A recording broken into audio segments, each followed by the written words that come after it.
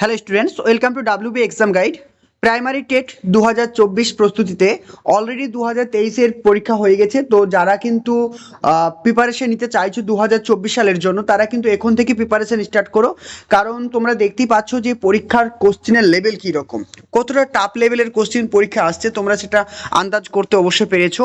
তো আমাদেরকে কিন্তু প্রস্তুতি এখন থেকেই করতে হবে, না হলে কিন্তু আমরা কিন্তু পরবর্তী টাইমে কিন্তু সিলেবাস সঠিকভাবে শেষ করতে পারবো না। ঠিক আছে। তো আজকে যে টপিকটা আমরা পড়বো সেটা হচ্ছে প্রেরণা টপিক, যেটা বলছি ইংলিশে মোটিভেশন। এই চ্যাপ্টার থেকে কিন্তু দুবারই পরীক্ষা প্রশ্ন এসেছে, 2023 সাল এবং 2022 সাল দুবারই কিন্তু প্রশ্ন এসেছে। আমি তোমাদেরকে প্রশ্নগুলো দেখিয়ে দেবো, তারপর আমরা কিন্তু ক্লাসটা স্টার্ট করব। কারণ এই টপিকটা ভেরি ভেরি ইম্পর্টেন্ট। ঠিক আছে, এই টপিক থেকে প্রশ্ন আসবেই।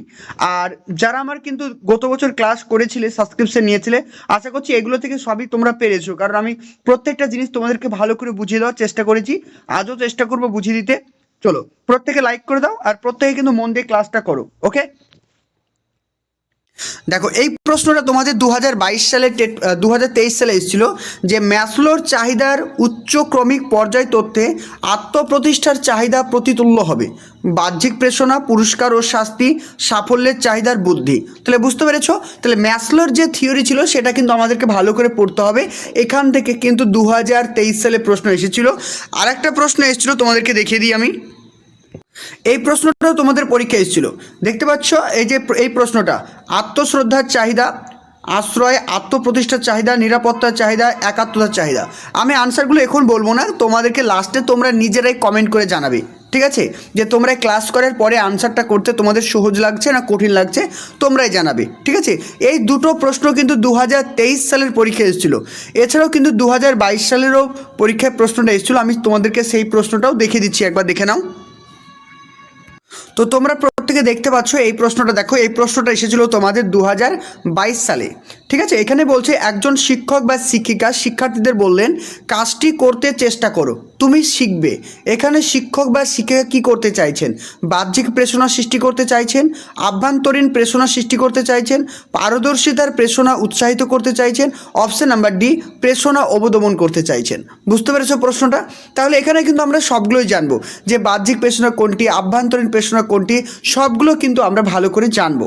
তো আজকের ক্লাসটা তোমরা প্রথমেই মন দিয়ে শোনো, ভালো করে থিওরিটা যদি বোঝো তাহলে কিন্তু যে কোনো এমসিকিউ কিন্তু তোমরা ইজিলি করতে পারবে। ঠিক আছে, ইজিলি তোমরা যে কোনো এমসিকিউ করতে পারবে।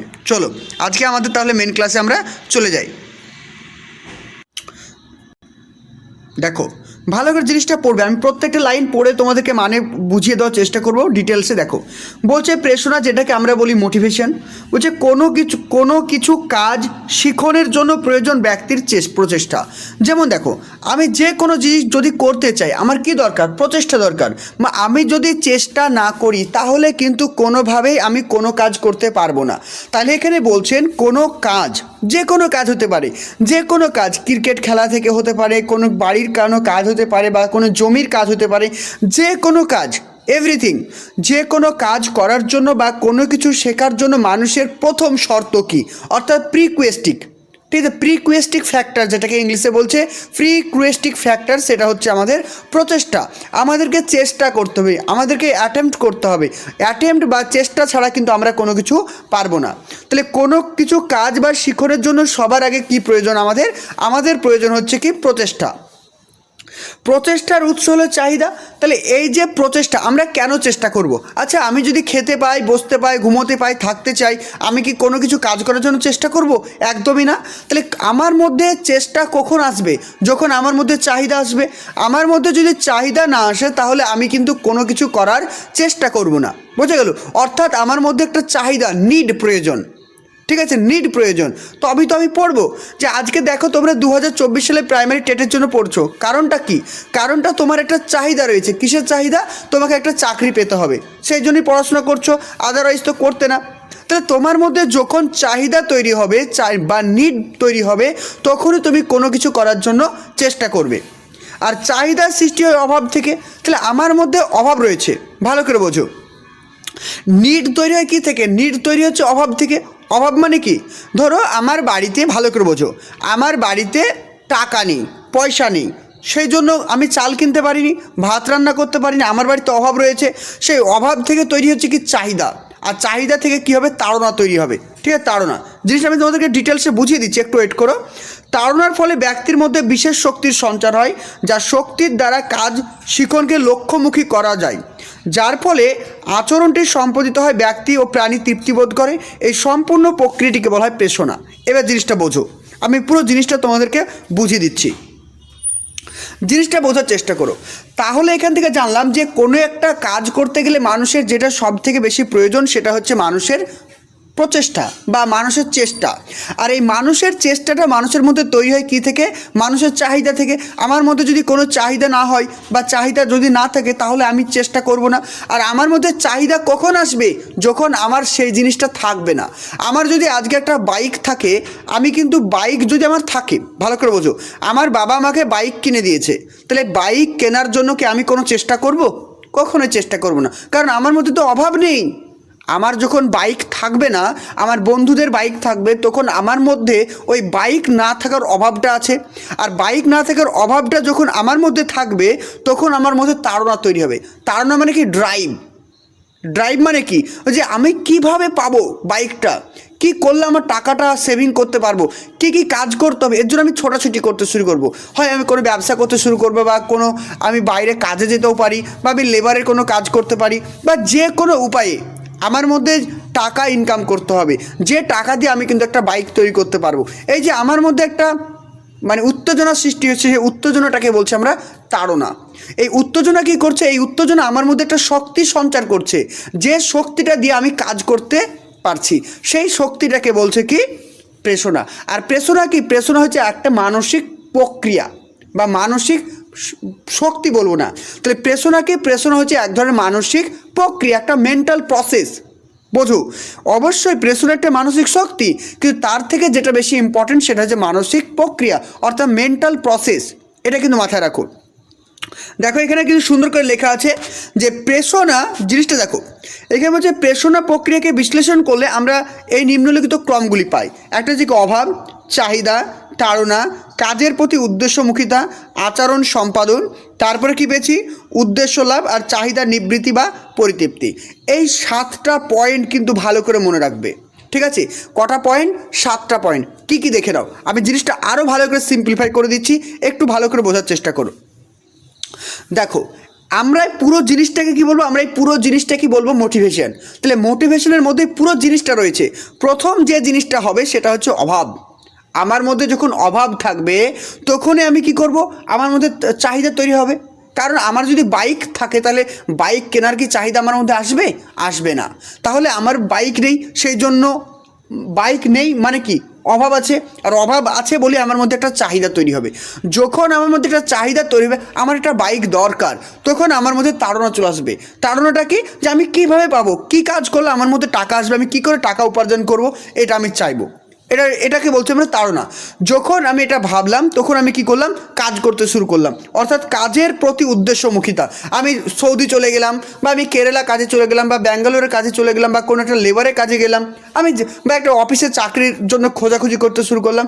অর্থাৎ কাজের প্রতি আমি একটা উদ্দেশ্যমুখিতা হলাম, অর্থাৎ কাজের প্রতি আমি একটা ফোকাস করলাম। তারপরে কি হলো, আচরণ সম্পাদন।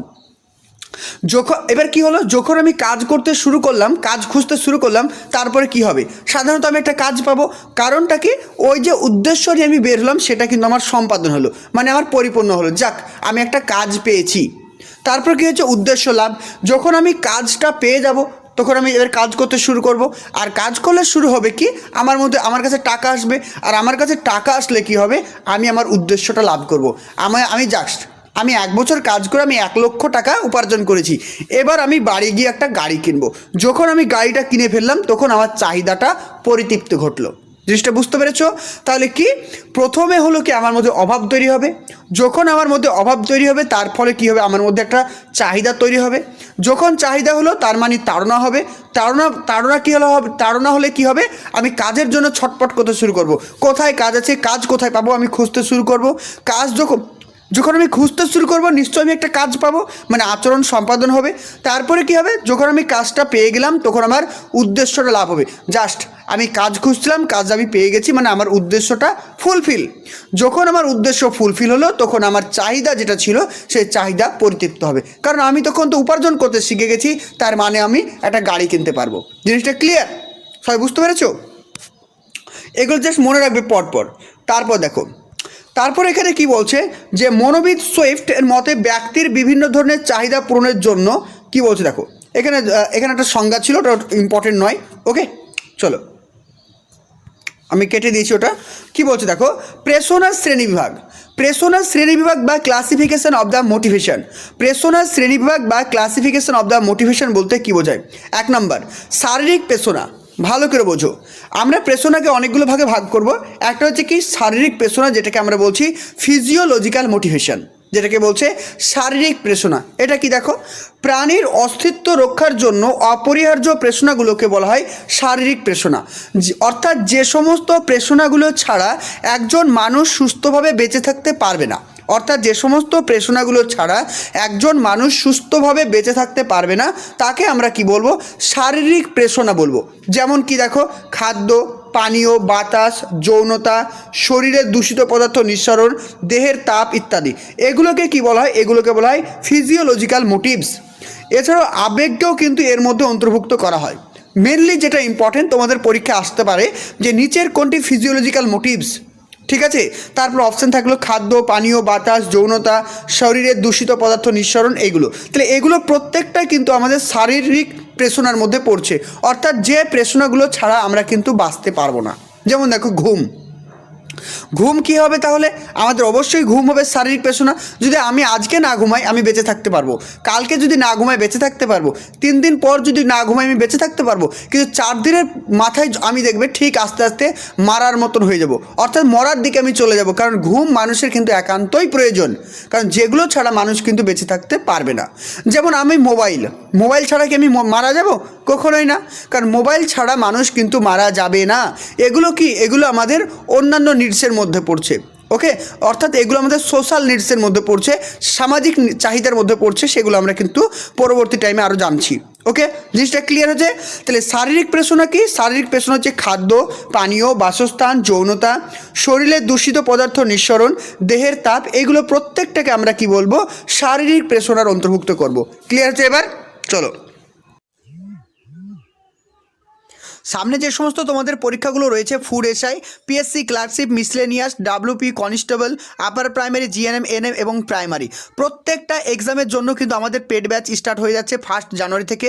তো তোমরা যারা অ্যাডমিশন নিতে চাইছো, এখানে যে নাম্বারটা তোমরা দেখতে পাচ্ছ, এখানে যে নাম্বারটা দেখতে পাচ্ছ 9647300217, দেখো এখানে নাম্বারটা দেওয়া আছে 9647300217। আমি নাম্বারটা আবার লিখে দিচ্ছি, 9647300217। এই নাম্বার তোমরা আমাকে হোয়াটসঅ্যাপ করতে পারো। এখানে রেগুলার কিন্তু তোমাদেরকে ক্লাস হবে, লাইভ ক্লাস, প্রত্যেকটা ইয়ারের কোশ্চেন তোমাদের অ্যানালাইসিস করা হবে, ডেলি মক টেস্ট থাকছে, আর প্রত্যেকটা ক্লাসের জন্য টিচার থাকছেন। তো তোমরা কিন্তু যারা ক্লাসে পার্টিসিপেট করতে চাইছো অবশ্যই এই নাম্বারে আমাকে কন্ট্যাক্ট করতে পারো। টোটাল তোমাদের 1 বছরের কোর্স, কারণ তোমরা প্রত্যেকে জানো যে কোনো এক্সামের জন্য আমাদেরকে প্রিপারেশান জানুয়ারি টু ডিসেম্বর পর্যন্ত আমরা করিয়ে থাকি। তার জন্য টোটাল ফিজ হচ্ছে তোমাদের 1000, অর্থাৎ 1 বছর মানে 12 মাসে তোমাদের টোটাল পেমেন্ট করতে হবে 1000 টাকা, যেটা মান্থলি হিসাবে পড়ছে তোমাদের মাত্র 85 টাকা করে পড়ছে, যেটা পেমেন্ট করতে হবে তোমাদের 4টে ইনস্টলমেন্টে। ওকে, আর তোমরা অনেকেই রয়েছে যারা কিন্তু শুধুমাত্র কম্বাইনের জন্য মক টেস্ট দিতে চাইছো, মক টেস্টেরও আমাদের আয়োজন রয়েছে। এক্সাম পর্যন্ত তোমরা মক টেস্ট দিতে পারবে, শুধুমাত্র 250 টাকা পেমেন্ট করলে কিন্তু তোমরা স্টাডি ম্যাটেরিয়ালসের সঙ্গে সঙ্গে কিন্তু তোমরা মক টেস্টও দিতে পারবে। তো স্টাডি ম্যাটেরিয়ালসও পাবে, সঙ্গে তোমরা মক টেস্টও পাবে, ঠিক আছে? শুধুমাত্র মক টেস্ট নয়, পিডিএফও পাবে, প্রত্যেকটা চ্যাপ্টার ওয়াইজ ক্লাসের পিডিএফ, সঙ্গে তোমরা কিন্তু মক টেস্ট দিতে পারবে রেগুলার, শুধুমাত্র ওয়ান টাইম পেমেন্ট 250 টাকা। এক্সাম পর্যন্ত কিন্তু তোমরা মানে মক টেস্টের সুবিধা নিতে পারবে। তো তোমরা যে কোর্সটা নিতে চাইছো, এখানে যে নাম্বারটি রয়েছে 9647300217, এই নাম্বারে অবশ্যই কন্ট্যাক্ট করো, কারণ তোমাদেরকে প্রিপারেশান এখন থেকেই শুরু করতে হবে, না হলে কিন্তু তোমরা পিছিয়ে পড়বে। Thank you. নেক্সট দেখো, নেক্সট বলছে ব্যক্তিগত পেশনা, যেটাকে বলছে পার্সোনাল মোটিভ।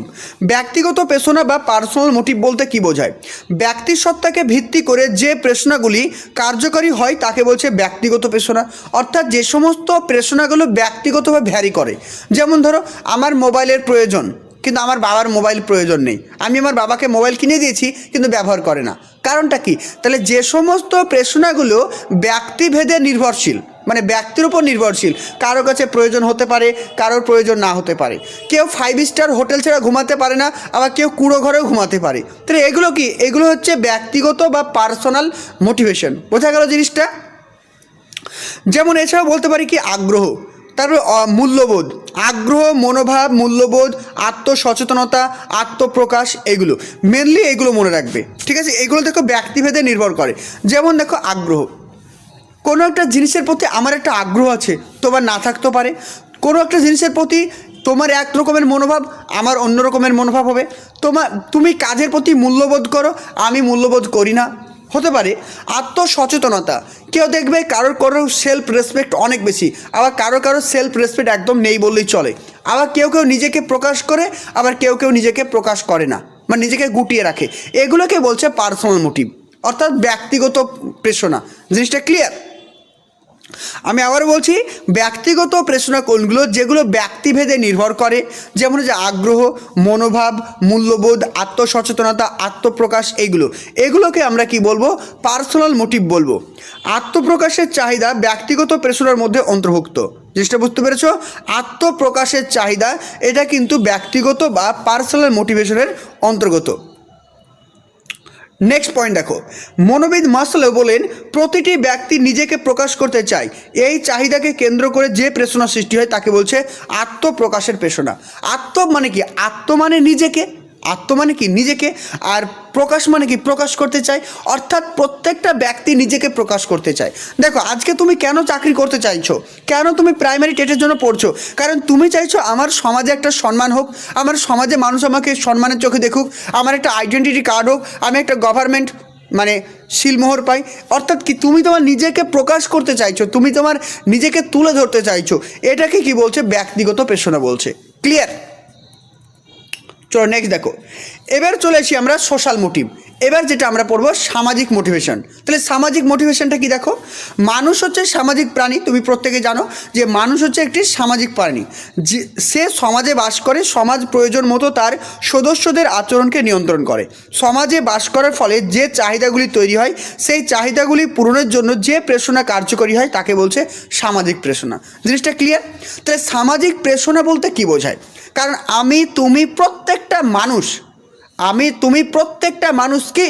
সামাজিক প্রাণী, অর্থাৎ সোশ্যাল মানে অ্যানিম্যাল, প্রাণী, ঠিক আছে? অর্থাৎ মানুষ সমাজ ছাড়া বেঁচে থাকতে পারে না। অর্থাৎ একটা সমাজে বেঁচে থাকতে গেলে প্রত্যেকটা মানুষের কিছু না কিছু চাহিদা আছে, কিছু না কিছু ডিম্যান্ডস রয়েছে। সেই ডিম্যান্ডগুলোকে আমরা কি বলবো? Social motives. ক্লিয়ার?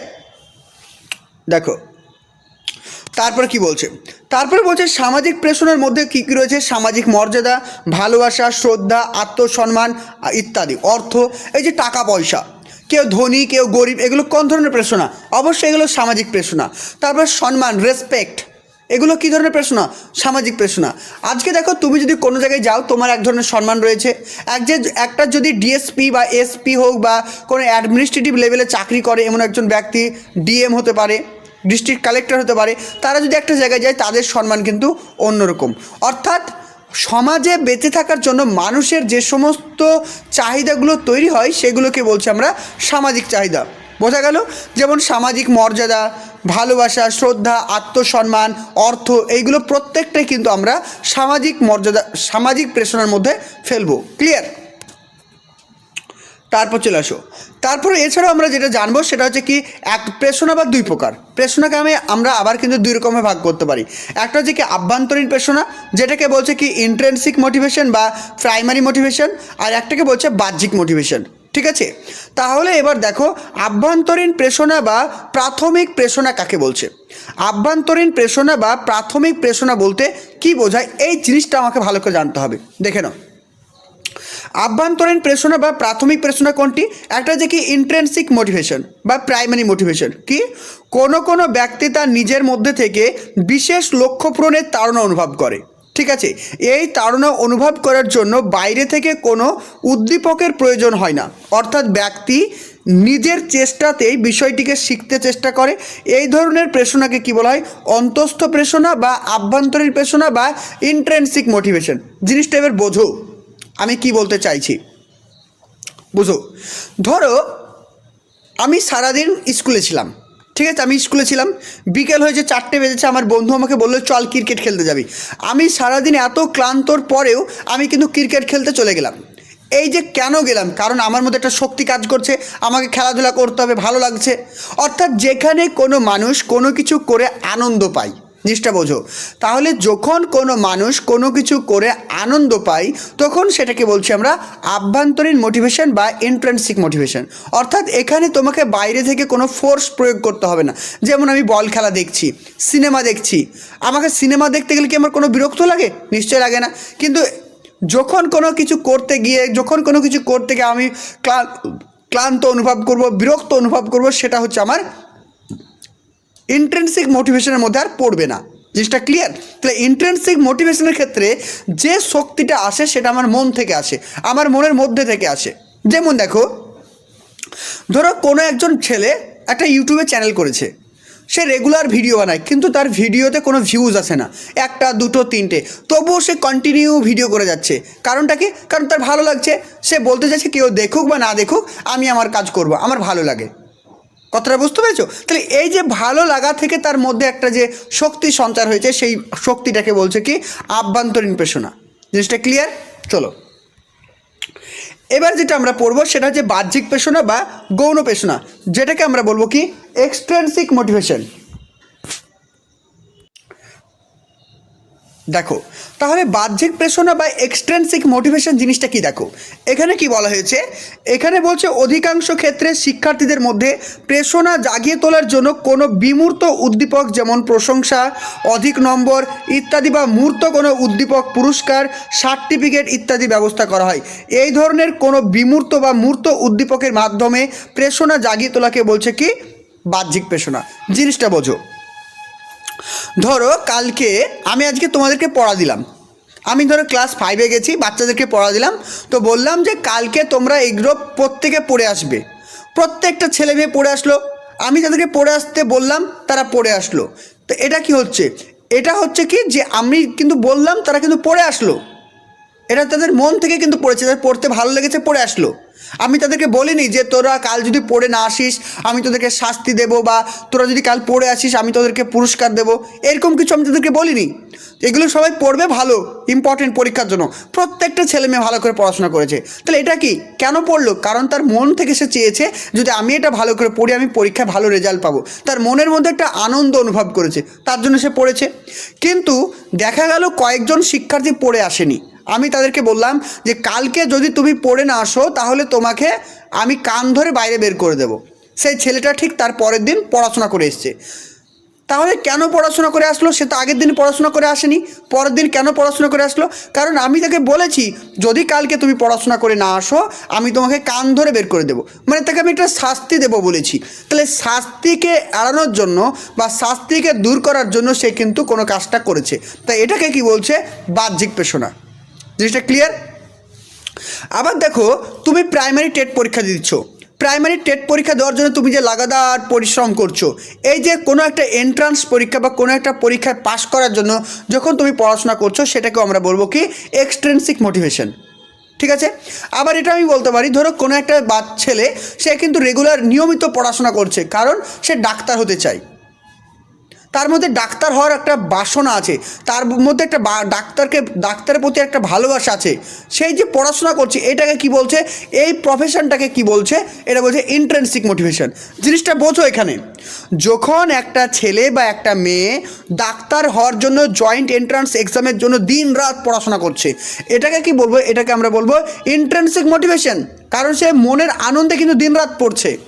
কিন্তু ওই ছেলেটা ডাক্তারি পড়তে চায় না, তার বাবা তাকে জোর করে পড়াচ্ছে, পড়, তোকে ডাক্তারি হতে হবে, ডাক্তারি পেতে হবে। ছেলেটা বাধ্য হয়ে পড়ছে, বা ছেলেটাকে তার ডাক্তারির প্রতি তার ভালোবাসা নেই। যেমন দেখো, আমি একটা কথা বলি, অনেক ছেলে মেয়েকে জিজ্ঞেস করি, কিরে কী করছিস? এই যে দাদা কী করবো, এইচএস দিলাম, এবার গ্র্যাজুয়েশনে ভর্তি হবো। এবার যদি কেউ ওকে বলে, না ভাই এক কাজ কর, তোরা কিন্তু জিএনএম এর নার্সিং কর, নার্সিং ট্রেনিং কর, তাহলে দেখবি একটা চাকরি পেয়ে যাবি।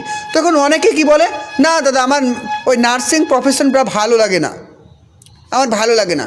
তখন সে কি করলো, তাকে কিন্তু বোঝাতে শুরু করলো, দেখ মানুষের ভালো লাগা মন্দ লাগা বলে কিছু হয় না, তুই যদি কোর্সটা করিস তুই একটা চাকরি পাবি, অন্তত রুজি রোজগার করে খেতে পারবি। সে তখন রাত্রে ভাবলো জিনিসটা, সে ভেবে কিন্তু বললো যে ঠিক আছে দাদা আমি তাহলে পড়াশোনা করব। এই যে তারপরে সে পড়াশোনা করলো, এটাকে কি বলবো, এটাকে বলবো আমরা এক্সট্রিনসিক মোটিভেশন। কারণ সেই প্রফেশনটার প্রতি তার ভালোবাসা ছিল না, তাকে জোর করে কিন্তু মোটিভেট করা হয়েছে যে তুমি পারবে, তুমি পড়ো। কিন্তু যে ছেলে বা যে মেয়ে দীর্ঘদিন কিন্তু নার্সিং চান্স পাওয়ার জন্য দিন দিন পড়ে যাচ্ছে, কারণ তার নার্সিংয়ের প্রতি একটা ভালোবাসা আছে, তার কাজের প্রতি একটা ভালোবাসা আছে। এই যে ভালোবাসা যেখানে থাকবে সেটাকে আমরা বলবো ইন্ট্রিনসিক মোটিভেশন। ক্লিয়ার? তারপর দেখো,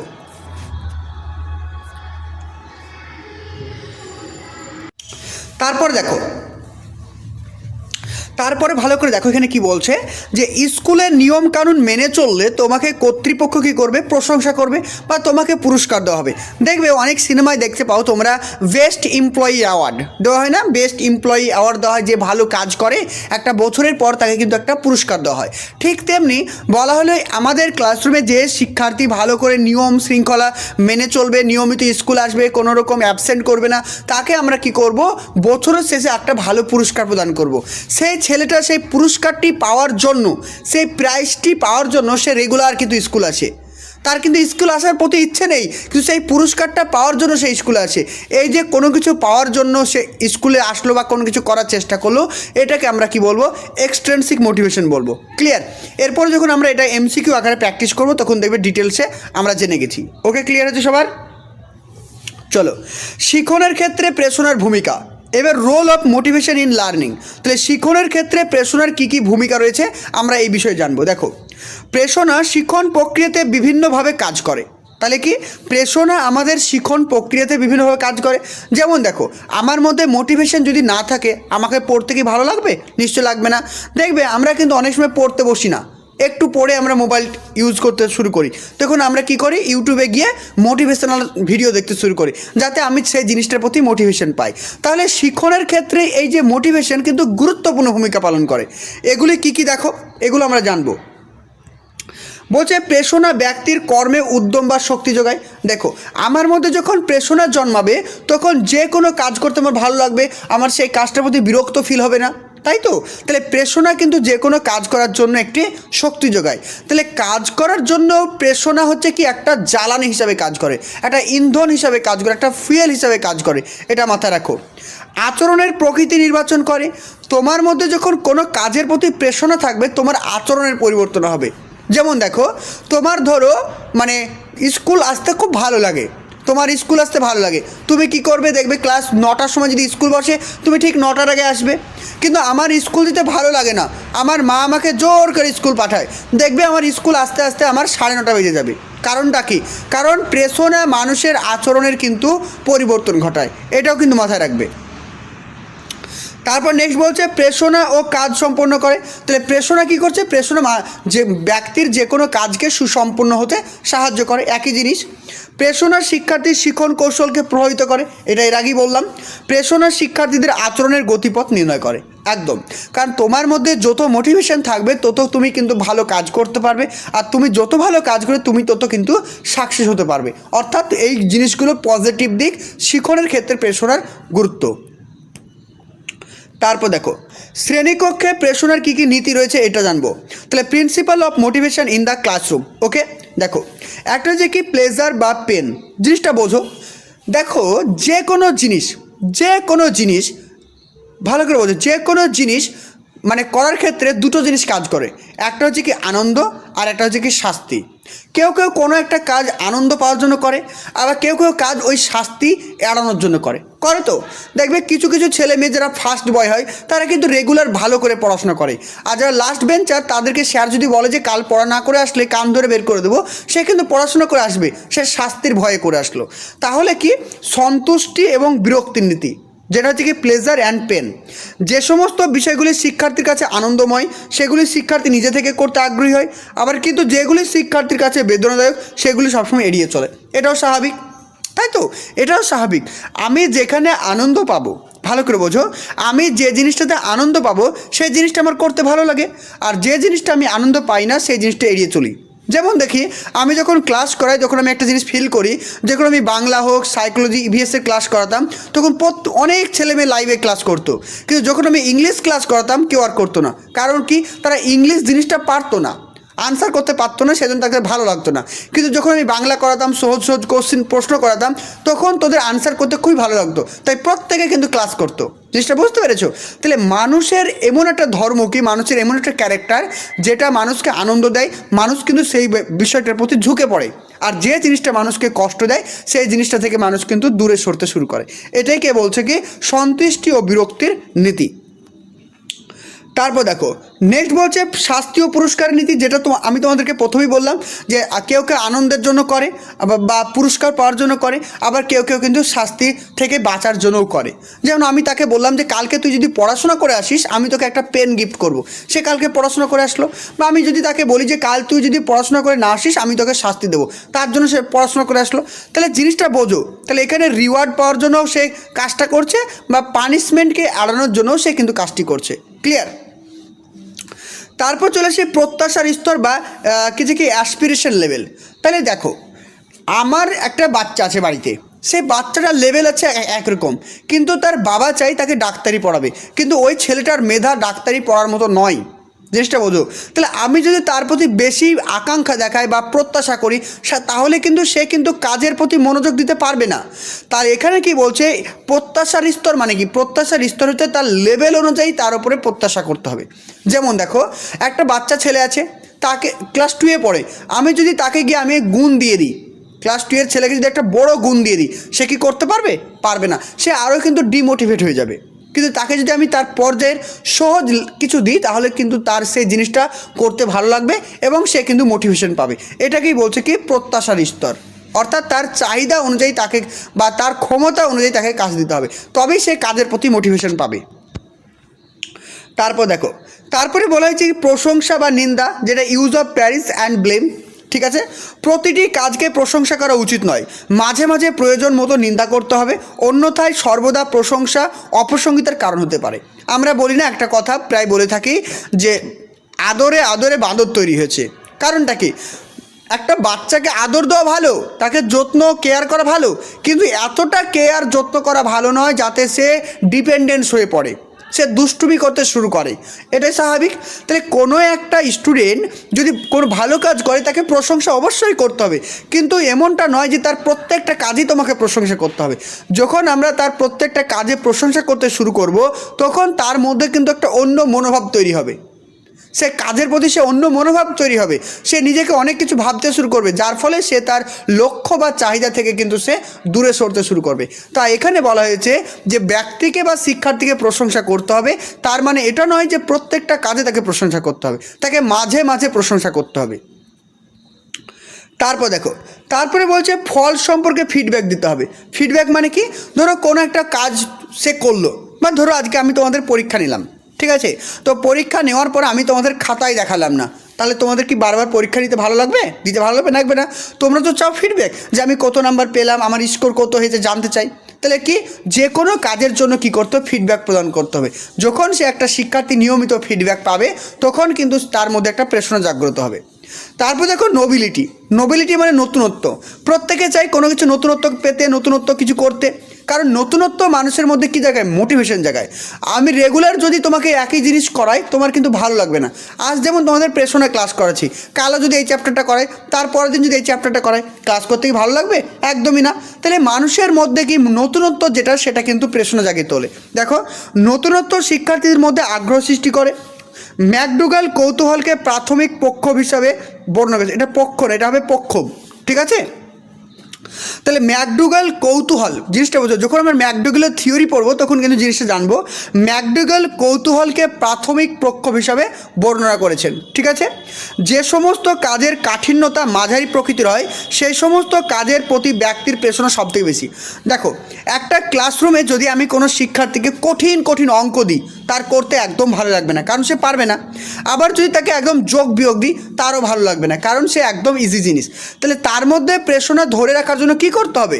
প্রেরণা ধরে রাখার জন্য তার মধ্যে মিডিয়াম অর্থাৎ অ্যাভারেজ কোনো কিছু দিতে হবে। তাহলে কাঠিন্যতার মান থাকবে কি? অ্যাভারেজ, অর্থাৎ কিছু কিছু পারবে, কিছু কিছু পারবে না, কিছু কিছু মডারেট থাকবে, এরকম। তখনই তার মধ্যে একটা প্রেরণা তৈরি হবে। তারপর নেক্সট দেখো, নেক্সট বলছে কোনো ব্যক্তির নিজের প্রতি বিশ্বাস বা আত্মবিশ্বাসকে বলা হয় কি? Self efficiency. তাহলে সেলফ ইফিসিয়েন্সি, এই পয়েন্ট টার্মগুলো ভেরি ইম্পর্টেন্ট, এই টার্মগুলো থেকে পরীক্ষা প্রশ্ন আসে, ঠিক আছে। তাহলে কোনো ব্যক্তি যখন নিজের প্রতি তার বিশ্বাস রয়েছে, নিজের প্রতি আশ্বাস রয়েছে, সেটাকে বলছে সেলফ ইফিসিয়েন্সি। অনেকে বলে না যে তুই কাজটা করতে পারবি না রে, সে বলে না না আমি পারবই, আমার নিজের প্রতি বিশ্বাস আছে, আমি পারবই, আমি এটা করে দেখাবই। তাহলে এই যে তার মনের মধ্যে একটা বিশ্বাস শক্তি, এটাকে বলছে কি? Self efficiency. যখন কোনো ব্যক্তি কোনো কাজের জন্য বা কাজের প্রতি নিজের প্রতি বিশ্বাস রাখে, সেটাকে বলছে সেলফ ইফিসিয়েন্সি। ক্লিয়ার? তারপর দেখো ইনসেন্টিভ। ইনসেন্টিভটা কি? ইনসেন্টিভ বা হচ্ছে কি উদ্বোধকটা কি? যে সমস্ত বিষয়বস্তুগুলি শিখন প্রক্রিয়ায় প্রেরণা সৃষ্টি করে তাকে বলছে কি? ইনসেন্টিভ। বোঝা গেল? তাহলে ইনসেন্টিভটা কি? ইনসেন্টিভ হচ্ছে এমন একটা জিনিস যেটা মানুষের মনের মধ্যে প্রেরণা সৃষ্টি করে। হতে পারে পুরস্কার, হতে পারে শাস্তি, ঠিক আছে, হতে পারে প্রশংসা। এগুলো কি? এগুলো সবই কিন্তু একটা ইনসেন্টিভ। তাই যে সমস্ত জিনিসগুলো মানুষের মধ্যে প্রেরণা সৃষ্টি করে সেগুলোকে বলছে ইনসেন্টিভ। ক্লিয়ার হচ্ছে সবার? তো আজকে আমরা এই পর্যন্তই পড়লাম। বাকি যে আমাদের আরও রয়েছে এগুলো কিন্তু আমাদের এই আর ইউটিউবে দেওয়া হবে না। এই চ্যাপ্টারগুলো দেখো, এগুলো কিন্তু পরীক্ষা আসে, এগুলো কিন্তু আমরা নেক্সট ক্লাস তোমাদের আমি লাইভ করাবো টিচমেন্ট অ্যাপে। তো আমাদের কিন্তু আজকে তোমাদের ইউটিউবে ফ্রি ক্লাস করালাম। তো যারা আমাদের 2024-এর জন্য অ্যাডমিশন নিতে চাইছো অবশ্যই অ্যাডমিশন নিয়ে নাও। আমাদের কিন্তু ব্যাচ শুরু হয়ে গেছে, ঠিক আছে। তো প্রত্যেকটা ক্লাসে তো ইউটিউবে পরপর পাবে না, মাঝে মধ্যে তোমাদের ইউটিউবে প্রদান করা হবে। আর রেগুলার ক্লাসের জন্য তোমাদেরকে অবশ্যই পেড ব্যাচে অ্যাডমিশন নিতে হবে। আমাদের ফিজ খুবই কম রয়েছে, মাত্র মাসে 85 টাকা করে ফিজ পড়ছে, ঠিক আছে, মাত্র 85। ওকে, আমি তোমাদেরকে দেখিয়ে দিচ্ছি ডিটেলসটা। তো দেখতে পাচ্ছ আমাদের কিন্তু ব্যাচ কিন্তু গতকাল থেকে শুরু হয়েছে, গতকাল থেকে আমাদের লাইভ ক্লাস হচ্ছে। তো এখানে কিন্তু আমরা কিন্তু 1 জানুয়ারি থেকে ক্লাস স্টার্ট করেছি।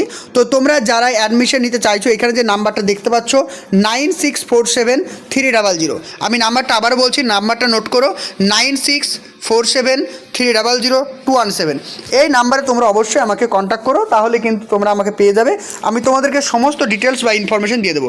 আমি নাম্বারটা এখানে লিখে দিচ্ছি, দেখো 9647300217। এই নাম্বার আমাকে হোয়াটসঅ্যাপ করো, তাহলে কিন্তু সমস্ত ডিটেলস পেয়ে যাবে। তোমাদের ফিস থাকছে মান্থলি 85 টাকা করে, যেটা 1 বছরে টোটাল হচ্ছে তোমাদের 1000 টাকা। অর্থাৎ 12 মাস তোমরা এক্সাম পর্যন্ত ক্লাস করতে পারবে শুধুমাত্র 1000 টাকা পেমেন্টের মাধ্যমে, ঠিক আছে। তো এই ছিল আপডেট। তো তোমরা আর শুধুমাত্র প্রাইমারিতে অ্যাডমিশন নিলে তোমরা আপার প্রাইমারিরও ক্লাস করতে পারবে। এছাড়াও কিন্তু আমরা ফুড এসআই, ক্লার্কশিপ, তোমার জিএনএম, এএনএম প্রত্যেকটার ক্লাস কিন্তু করাচ্ছি।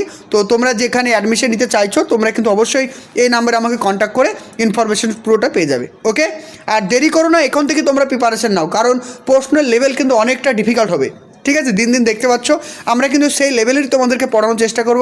প্রচুর এমসিকিউ প্র্যাকটিস করাবো, প্রত্যেকটা রাজ্যের এমসিকিউ প্র্যাকটিস করাবো, যাতে সব কিছু তোমরা কিন্তু পারো পরীক্ষা হলে। ওকে, থ্যাংক ইউ। আর ভিডিও ডেসক্রিপশনে দেখবে হোয়াটসঅ্যাপ বা টেলিগ্রামের লিঙ্ক আছে, সেখানে জয়েন হয়ে যাও, তাহলে কিন্তু সমস্ত আপডেট ওখানেই পেয়ে যাবে। Thank you.